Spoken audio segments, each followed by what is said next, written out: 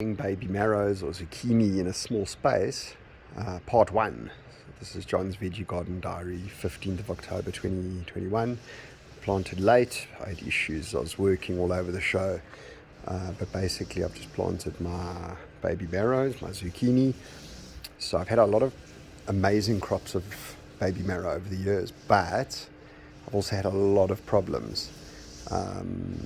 First of all, they're heavy feeders. Secondly, they just go all over the show. And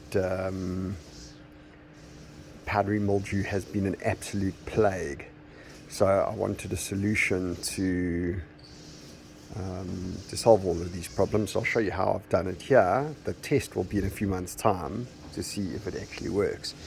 Pretty much what I did to prepare the soil is I took my food scraps, mixed them with cardboard, sawdust, etc. Dug a trench here about 20 centimeters in. I composted them in a bin for quite a while, stuck them in, not fully composted, and covered them up with topsoil. So I'm hoping that will give me more than enough food for the baby marrows to grow. The next issue was where the hell do they go, because they climb all over the place. So you can see I've got two trellises here triangled together. Pretty much I did have them last year over here, and I grew an incredible crop in this raised bed. But the problem was powdery mildew. So basically, firstly, you couldn't tell where anything was. I planted them sort of along that edge and along that edge.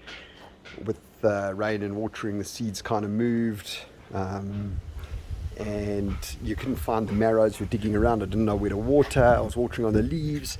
That pretty much led to powdery mildew. So to alleviate that problem, what I've done here is I've only planted along this little edge. So I know exactly where the seeds are, and I only need to water there. I do not need to water onto the leaves at all.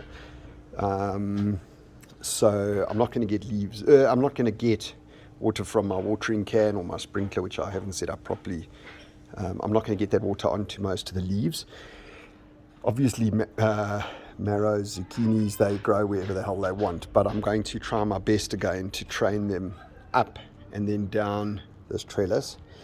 The thinking being that aside from giving me at least double the space for growing before they start sprawling everywhere, the leaves are also going to be off the ground. So what I'm hoping that will achieve is, firstly, again, less chance of powdery mildew.